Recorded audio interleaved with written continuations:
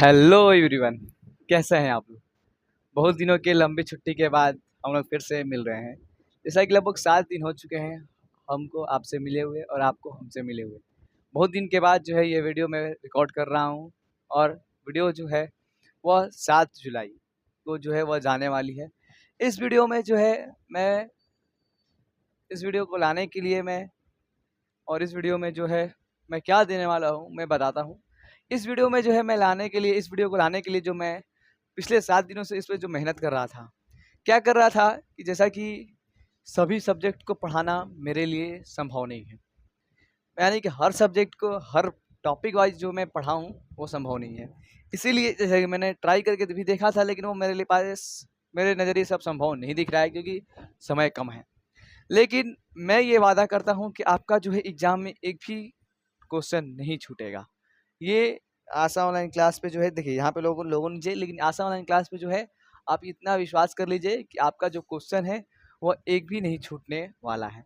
कैसे नहीं छूटेगा? सबसे पहले क्या होगा कि आपके एग्जाम में हम समझ लेते हैं कि आपके एग्जाम जो है एग्जामिनेशन पैटर्न में क्या होता है। एग्जामिनेशन पैटर्न में क्या आता है, ऑब्जेक्टिव क्वेश्चन आता है और सब्जेक्टिव आता है 2 मार्क्स वाला और सब्जेक्टिव क्या आता है 5 मार्क्स वाला। ठीक है। ऑब्जेक्टिव के लिए हम लोग क्या करने वाले हैं, सबसे पहले किसी भी चैप्टर का जो है हम लोग कॉन्सेप्ट पढ़ेंगे। उसको जो है हम लोग टॉपिक वाइज नहीं पढ़ के उसका मेन मेन कैप्सूल देखेंगे, यानी कि जो जो इम्पोर्टेंट है उसका मेन मेन हम लोग क्या देखेंगे, कैप्सूल्स देखेंगे। मेन मेन कैप्सूल यानी कि वन लाइन के माध्यम से रहेगा कि रासायनिक अभिक्रिया की जगह इससे पूरा रहेगा। फिर उसके बाद बात करें क्या रहेगा, फिर उसके बाद बात करें सब्जेक्टिव के लिए जो है एक अलग ऑब्जेक्टिव के लिए मेन मेन कैप्सूल्स रहेगा, जिससे आपका सब्जेक्टिव और 2 मार्क्स का डर भी लगभग खत्म हो जाएगा। जिसका जो है डर आप एकदम दिल से निकाल दीजिए, 2 मार्क्स और ऑब्जेक्टिव का उससे जो है लगभग खत्म हो जाएगा। अगर जो भी बच खुच गया ऑब्जेक्टिव में कि डर है, तो उसको जो है मैं ऑब्जेक्टिव का जो सीरीज कराऊंगा, इसके बाद हर एक चैप्टर का जो सीरीज कराऊंगा ऑब्जेक्टिव का। मैंने लगभग जैसा कि मान लीजिए मैंने यहाँ पे केमिस्ट्री लिखा है और केमिस्ट्री के लगभग चैप्टर 1 से मैंने जो है 80 क्वेश्चन शायद, हाँ शायद 80 क्वेश्चन जो है वो मैंने गेस किया है, जो कि आपके एग्जामिनेशन हॉल में उसी में से देखने को मिलेगा और कहीं से पेपर में नहीं आएगा। बस उसको आप देख लीजिए, अच्छे से रट लीजिए, याद कर लीजिए, जो भी कर रहे हैं कर लीजिए, बस उसके बाहर से क्वेश्चन नहीं आएगा। बस इतना लाइन क्लियर है। फिर उसके बाद बात क्या करें, फिर उसके बाद बात करें कि सब्जेक्टिव में आता है लघुत्तरीय प्रश्न। लघुत्तरीय प्रश्न का डर क्या होगा कि लघुत्तरीय प्रश्न में कुछ होगा नहीं। लघुत्तरीय प्रश्न के लिए हम क्या एक 2 मार्क्स का जो है सब्जेक्टिव का लेके आएंगे और 2 मार्क्स में क्या हो जाएगा, जिससे आपका डर खत्म हो जाएगा। और उसके बाद लास्ट में दीर्घ-उत्तरीय प्रश्न होगा, जिससे उसका भी डर आपका जो है आपके दिल से निकल के खत्म हो जाएगा। जैसा कि हम फर्स्ट चैप्टर की बात करें, केमिस्ट्री में जो है हमारा जो लगभग लघु-उत्तरीय प्रश्न रहा है कि संख्या जो है लगभग 40 है, यानी कि हमने उस लघु-उत्तरीय प्रश्न में लगभग हर एक टॉपिक को कवर किया है, हर एक पॉइंट को कवर किया है। हर एक पॉइंट को तो किसमें क्या कवर हो जाएगा, तो मेन मेन कैप्सूल में। हर एक ऑब्जेक्टिव जो है ऑब्जेक्टिव सीरीज में कैप्सूल। फिर उसके बाद उसका रिवीजन हो जाएगा 40 क्वेश्चन के साथ लघु-उत्तरीय प्रश्न। फिर उसके बाद दीर्घ-उत्तरीय प्रश्न जो है लगभग 5, 6, 10 हो जाएगा। फिर उसके बाद यानी कि एक चैप्टर का जो है हम लोग बहुत अच्छे तरीके से देखने वाले हैं। ये सब का जो माध्यम रहने वाला है वह यह व्हाइट बोर्ड नहीं, वह मोबाइल स्क्रीन के माध्यम से होगा।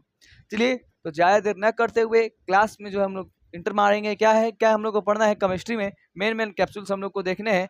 फिर उसके बाद चैप्टर 1 यानी कि रासायनिक अभिक्रिया एवं समीकरण हम लोगों को देखना है। चलिए, ज़्यादा देर न करते हुए क्लास को स्टार्ट करते हैं। चलिए, स्वागत है आपका हमारे आसान क्लासेस के एक नए वीडियो में। जैसा कि आज हम लोग जो है देखने वाले हैं मैट्रिक परीक्षा एग्जाम 2027 के लिए जो है वह हम लोग देखने वाले हैं कौन सा सब्जेक्ट, तो केमिस्ट्री। केमिस्ट्री में जो है जैसा कि मैंने वीडियो में बता दिया था पहले कि इस वीडियो में हम लोग क्या देखने वाले हैं, केमिस्ट्री के मेन मेन कैप्सूल। यानी कि मेन मेन कैप्सूल क्या है कि जिससे जो है आपका जो है डर डर किसमें का, तो डर जो है ऑब्जेक्टिव का हो या फिर हो 2 मार्क्स के प्रश्न का, वो सब का जो है डर आपके अंदर से पूरा खत्म हो जाएगा। एक ही वीडियो में जो है आपको लगेगा कि आप केमिस्ट्री के 30 मार्क हाँ हो गए और किसी भी प्रकार का कोई क्वेश्चन आए आप पूरा बना देंगे। चलिए, चलिए इस वीडियो में क्या होगा कि अगर आपने जो है अगर आपने पूरा पढ़ लिया है तो उसको पूरा पढ़ लेंगे। फिर उसके बाद कंप्लीट रिवीजन भी इस वीडियो में जो है आपका हो जाएगा। आगे बढ़ते हैं। ठीक है, आगे बढ़ते हैं। इस वीडियो में क्या रहने वाला है, कंप्लीट रिवीजन रहेगा पूरा। अगर मान लीजिए आपने पूरा पढ़ लिया है तो उसका जो है कंप्लीट रिवीजन रहेगा, और हाईली इंपॉर्टेंट जो है टॉपिक्स यानी एग्जाम के लिए जो जो महत्वपूर्ण है वह इसमें पूरा रहने वाला है। ये शॉर्ट नोट है, इजी लैंग्वेज में जो है आपको बहुत अच्छे तरीके से समझ में आ जाएगा, और कंप्लीट सिलेबस जो है इस पीडीएफ में आपको कवर किया गया है। शायद इस वीडियो में पूरा ना मिले, लेकिन चैप्टर बाय चैप्टर आपको अच्छे तरीके से मिल जाएगा, जिससे आपका जो डर है केमिस्ट्री का, वो इस अगर आप इस कैप्सूल को खा लेंगे तो आपका जो डर है वो अच्छे से पूरा खत्म हो जाएगा। ठीक है, और prepare smart with succeed with Asha, यानी कि आप आशा ऑनलाइन क्लास के साथ जुड़े हैं तो आपका सफलता निश्चित है। आप डरिएगा नहीं, हम जितना दे रहे हैं बस उतना पढ़ लीजिएगा, आपका डर खत्म हो जाएगा। आगे बढ़ते हैं तो क्या क्या है, चलिए ज़्यादा देर ना करते हुए क्लास को स्टार्ट करते हैं। मेन कैप्सूल क्या है कि मेन कैप्सूल्स क्या है कि क्या है, सबसे पहले हम लोग पढ़ना स्टार्ट कर दें। बोलिए, ज़्यादा देर ना करते हुए क्या हम लोग पढ़ना स्टार्ट कर दें कि रासायनिक अभिक्रिया में भाग लेने वाले पदार्थ क्या कहलाते हैं। तो रासायनिक अभिक्रिया में भाग लेने वाले पदार्थ कहलाते हैं अभिकारक। रासायनिक अभिक्रिया के फलस्वरूप जो पदार्थ बनते हैं उन्हें हम लोग कहते हैं प्रतिफल या उत्पाद। रासायनिक अभिक्रिया को दर्शाता है रासायनिक समीकरणों के द्वारा। रासायनिक अभिक्रिया को किसके द्वारा दर्शाया जाता है, रासायनिक समीकरणों के द्वारा। पहला क्वेश्चन क्या था कि रासायनिक अभिक्रिया में भाग लेने वाले पदार्थ क्या कहलाते हैं। वैसे पदार्थ जो रासायनिक अभिक्रिया में भाग लेते हैं उससे हम लोग अभिकारक कहते हैं, यानी कि अभिकारक जो होता है वह रासायनिक अभिक्रिया में भाग लेता है, और उसके फलस्वरूप जो भी उत्पाद बनता है, जो भी कुछ बनता है उसे हम लोग कहते हैं प्रतिफल या उत्पाद। यानी मान लीजिए यहाँ पे कुछ मिल के बना, तो जो बना तो उसको हम लोग कहेंगे क्या, प्रतिफल, और जो जो मिलकर बना, भाग लिया, उसको कहेंगे अभिकारक। इस बात को आप लोग समझ गए अच्छे से। आगे बढ़ते हैं कि रासायनिक अभिक्रिया को दर्शाया जाता है किसके द्वारा, रासायनिक समीकरणों के द्वारा। आगे बढ़ते हैं क्वेश्चन नंबर 4 की ओर। 4 क्वेश्चन नंबर क्या कह रहा है कि रासायनिक समीकरण में तीर संकेत करता है तो किसमें, तो अभिक्रिया की दिशा की ओर। यानी कि रासायनिक समीकरण में जो है जैसे कि ये तीर होता है और किसकी ओर संकेत करता है, तो अभिक्रिया की दिशा की ओर, मतलब किस तरफ से अभिक्रिया हुई है। अब बात करते हैं क्वेश्चन नंबर 5 जो है, पांचवा मेन कैप्सूल क्या है कि वैसी रासायनिक अभिक्रिया जिसमें दोनों दोनों ओर तत्वों की परमाणु संख्या समान होती है, यानी दोनों ओर जो है वह तत्वों की परमाणु संख्या जो होती है वह समान होती है, उसे हम लोग क्या कहते हैं, उसे हम लोग कहते हैं संतुलित रासायनिक समीकरण। इस बात को समझिएगा, तो संतुलित रासायनिक समीकरण उसे हम लोग कहते हैं। छठा क्या है कि वैसी रासायनिक अभिक्रिया जिसमें दो या दो से अधिक पदार्थ परस्पर संयोग करके एक नए पदार्थ का निर्माण करते हैं उसे हम लोग क्या कहते हैं, तो उसे संयोजन अभिक्रिया कहते हैं। वैसे रासायनिक अभिक्रिया जिसमें जो है दो या दो से अधिक, दो या टू प्लस जो है वह तत्व जो होते हैं वह मिलकर जो है नए पदार्थ का निर्माण करते हैं, उसे हम लोग कौन सा अभिक्रिया कहते हैं, तो उसे हम लोग संयोजन अभिक्रिया कहते हैं। इस बात का आप लोग अच्छे से ध्यान रखिएगा। उसे हम लोग कौन सा अभिक्रिया कहते हैं, उसे हम लोग जो है वो संयोजन अभिक्रिया कहते हैं। हो गया कंफर्म। आगे बढ़ते हैं कि क्या है कि ऐसी रासायनिक अभिक्रिया जिसमें कोई बड़ा यौगिक दो से अधिक सरल यौगिकों में टूट जाता है। ऐसी रासायनिक अभिक्रिया जिसमें जो क्या होता है कि जिसमें कोई बड़ा यौगिक दो या दो से अधिक सरल यौगिकों में टूट जाता है उसे वियोजन अभिक्रिया कहते हैं। यानी कि दो या दो से अधिक मिलकर बनाएगा तो संयोजन, और एक कोई बड़ा यौगिक जो होगा वो दो या दो से अधिक में टूट जाएगा, उसे हम लोग क्या कहते हैं, उसे हम लोग कहते हैं वियोजन। उसे हम लोग क्या कहते हैं, वियोजन अभिक्रिया, वियोजन अभिक्रिया कहते हैं, उसे हम लोग वियोजन अभिक्रिया कहते हैं। आगे बढ़ते हैं कि जिस अभिक्रिया में ऑक्सीजन का संयोग होता है कहलाते हैं उपचयन। जिस अभिक्रिया में ऑक्सीजन का संयोग होता है क्या कहलाते हैं, उपचयन। और हाइड्रोजन के संयोग से होने वाले अभिकारक कहे जाते हैं। हाइड्रोजन के देखिए, हाइड्रोजन का संयोग जिस भी रासायनिक अभिक्रिया में होगा और वह अभिकारक, वो अभिक्रिया क्या कहलाती है, वह कहलाता है अपचयन। यानी कि ऑक्सीजन का संयोग होता है और हाइड्रोजन का वियोग होता है तो उपचयन, लेकिन हाइड्रोजन का अगर संयोग होगा तो अपचयन। ठीक है, उपचयन और अपचयन जो है आपके एग्जामिनेशन के लिए बहुत बहुत बहुत इंपॉर्टेंट टॉपिक है। ये अब जो है VVI है, इसको जो है आप अच्छे से तैयार कर लीजिएगा कि जिस अभिक्रिया में ऑक्सीजन का संयोग होता है उसे उपचयन, और जिस अभिक्रिया में हाइड्रोजन का संयोग होता है उसे अपचयन कहते हैं। आगे बढ़ते हैं तो आगे हम लोग का क्या आता है, क्वेश्चन 10 है हम लोग का, आयनों के आदान प्रदान से होने वाली अभिक्रिया। यानी कि अगर आयन जो है अपना जो है आयन का आदान प्रदान होगा तो उससे होने वाले जो है वह कहलाता है द्विविस्थापन अभिक्रिया। द्विविस्थापन जो गलती लिखा है वह द्विविस्थापन अभिक्रिया है, इस प्रकार से हम लोग लिख लेंगे। ठीक है, द्विविस्थापन अभिक्रिया।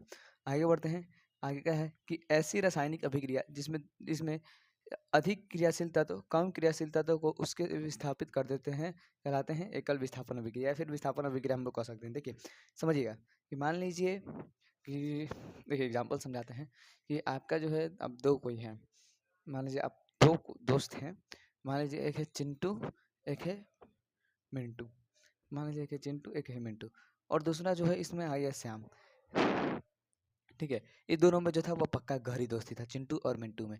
लेकिन इन दोनों में के बीच में कौन आ गया? इन दोनों के बीच में आ गया श्याम। तो इसका एक दोस्ती टूट जाएगा और चिंटू और श्याम का बन जाएगा। इसी को हम लोग कहते हैं क्या? तो एक लात मार के निकाल देता है, तो उसी को हम लोग कहते हैं विस्थापन अभिक्रिया। शायद आप लोगों को यह कलर जो है अच्छी तरीके से समझ में नहीं आ रहा होगा, तो बताइएगा कि कौन सा हम लोग कलर सेलेक्ट करें। ठीक है, कलर ये भी नहीं आ रहा होगा।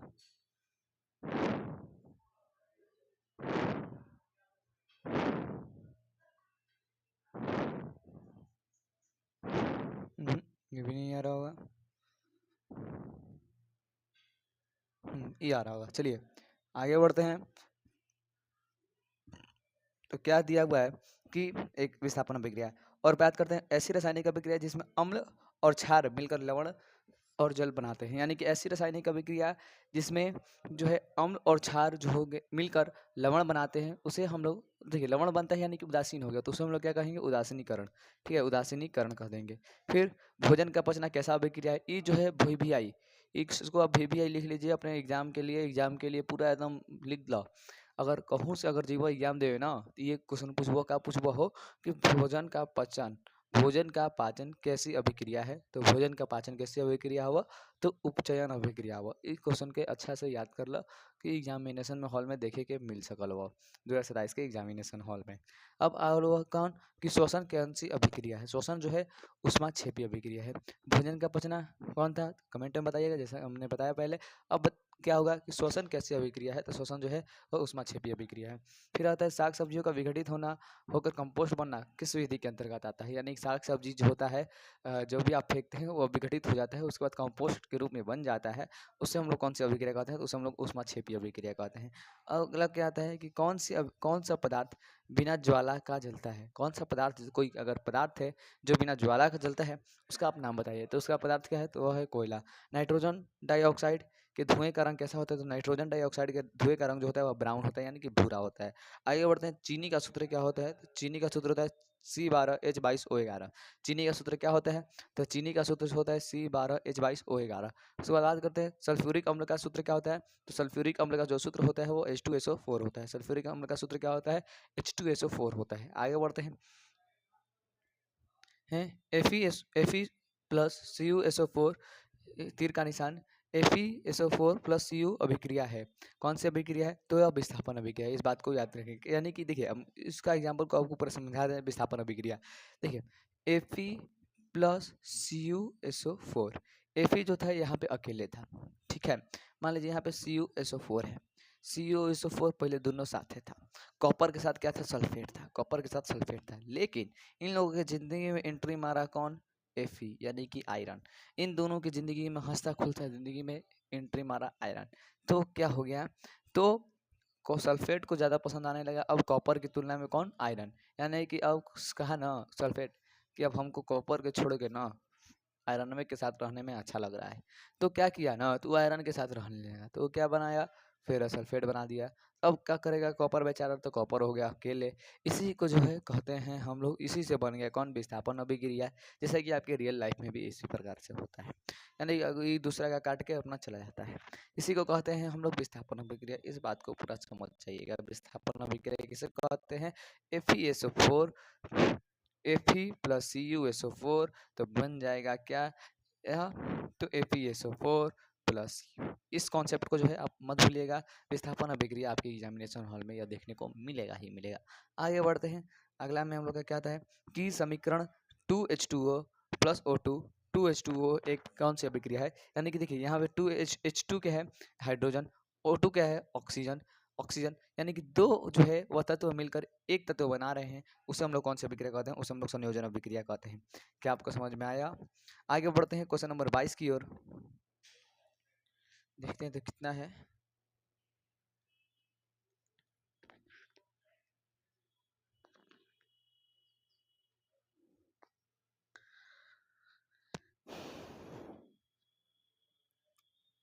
बाईस लोग हम लोग यहाँ पे यहाँ से 30 तक पढ़ लेते हैं, फिर उसके बाद हम लोग आगे कल देखेंगे। अब बात करते हैं क्या है कि रासायनिक अभिक्रिया के दौरान किस पदार्थ में ऑक्सीजन का संयोग होता है। जैसे कि हम लोगों ने बताया था कि किस अभिक्रिया में जो है वो ऑक्सीजन का संयोग होता है, तो वह उपचयन अभिक्रिया में ऑक्सीजन का संयोग होता है, और हाइड्रोजन का जो है वह संयोग किस में होता है, तो अपचयन में। लेकिन हाइड्रोजन का संयोग और ऑक्सीजन का वियोग किस में होता है, तो वो भी होता है अपचयन में। लेकिन बात करें ऑक्सीजन का संयोग और हाइड्रोजन का वियोग, हाइड्रोजन का वियोग H2 का जो है वह वियोग किस में होता है, तो होता है उपचयन में। ठीक है, अब बात करते हैं कि रासायनिक अभिक्रिया के दौरान किस पदार्थ में ऑक्सीजन का ह्रास यानी कि वियोग होता है, उसे कहते हैं हम लोग अपचयन अभिक्रिया। आगे बढ़ते हैं हम लोग क्वेश्चन नंबर 24 की ओर। Na2SO4 प्लस BaCl2 BaSO4 किस प्रकार की अभिक्रिया है। यानी कि इसमें क्या करता है ना, देखिए मान लीजिए कि आपका देखिए क्या होता है, जैसे कि इससे आप क्या समझिएगा कि अभी मान लीजिए आप चेन्नई के हो फैन या फिर किसी के हो, तो चेन्नई से जो है CSK से मान लीजिए आप जडेजा गया था। ठीक है, और वहाँ से कौन आया था, राजस्थान से कौन आया था, तो सैमसन आया था। ठीक है, राजस्थान देखिए दोनों का बन रहा था, जडेजा का बन रहा था CSK और इसका भी बन रहा था, लेकिन इन्होंने क्या किया कि सैमसन को दे दिया CSK को और जडेजा को ले लिया राजस्थान ने। इसी प्रकार से क्या कर रहा था कि Na2SO4 और BaCl2 का जो है बन रहा था, अपने में खुद का बन रहा था, लेकिन सोडियम का किया कि इसका Cl ले लिया और SO4 जो है इसको दे दिया, यानी कि ये किया जैसे कि जडेजा को राजस्थान ने ले लिया और अपना संजू सैमसन उनको दे दिया था। इसी प्रकार से इस बात को समझ जाएंगे, तो इसी को हम लोग कहते हैं द्वि विस्थापन अभिक्रिया। आगे बढ़ते हैं Zn plus USO4 ZnSO4 ZnSO4 plus you, ये कौन सा अभिक्रिया है, देखिए तीसरा पार्टी हिल गया तो कौन हो गया, तो विस्थापन अभिक्रिया हो गया। आगे बढ़ते हैं 26 की ओर। CuO प्लस H2 ऑक्सीजन का वियोग, इस ऑक्सीजन का वियोग और हाइड्रोजन का क्या होगा, हाइड्रोजन का योग, इसको हम लोग कहते हैं रेडॉक्स अभिक्रिया। उपचयन और अपचयन जिसमें वो दोनों उपचयन और अपचयन दोनों साथ साथ हो तो उसे हम लोग रेडॉक्स कहते हैं। इस बात को समझ लीजिएगा। आगे बढ़ते हैं कि समीकरण CaCO3 जो है यह एक बड़ा अपघटक है, छोटा छोटा में टूटेगा तो वो क्या कहा जाएगा, वियोजन या विघटन अभिक्रिया कहलाएगा। आगे बढ़ते हैं कि 28 में क्या है कि प्रकृति में ऑक्सीजन का संतुलन कैसे बना रहता है, तो प्रकाश संश्लेषण के कारण जो है प्रकृति में ऑक्सीजन का संतुलन बना रहता है। आगे बढ़ते हैं अभिक्रिया CO प्लस H2O मिलके जो है वह CaH2 किस प्रकार का अभिक्रिया है, यानी कि दो गो पदार्थ मिलके एक गो पदार्थ का निर्माण कर रहा है, तो उसे हम लोग क्या कहेंगे, उसे हम लोग कहेंगे संयोजन अभिक्रिया। उसे हम लोग कौन सी अभिक्रिया कहेंगे, उसे हम लोग संयोजन अभिक्रिया करेंगे। इसी प्रकार से उसका हम लोग आंसर लिख देंगे संयोजन अभिक्रिया। आगे बढ़ते हैं क्वेश्चन नंबर 30 की ओर कि जल के एक अणु में हाइड्रोजन के ऑक्सीजन के परमाणु की संख्या का अनुपात होता है 2:1। इस बात को आप लोग अच्छे से याद रखिएगा। अब मिलते हैं हम लोग जो है, देखिए हम लोगों ने अभी तक 30 तक कर लिया है। यहाँ इसमें आपको हम दिखा दें कि कितना है, इसमें अगर आपको हम दिखा दें कितना है,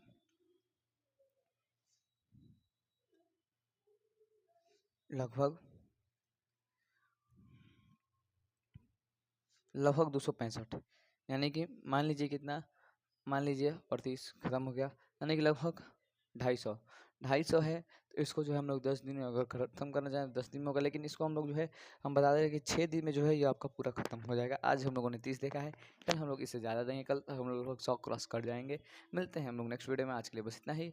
थैंक यू। अगर आपने जो है मेरी वीडियो को देखा है तो आप जो है हमारे वीडियो को जो है वो जो है लाइक ज़रूर करिएगा। मिलते हैं हम लोग नेक्स्ट वीडियो में ऐसे वीडियो के लिए। आप हमारे चैनल आसाम ऑनलाइन क्लासेस पे अवश्य जुड़े रहें। धन्यवाद।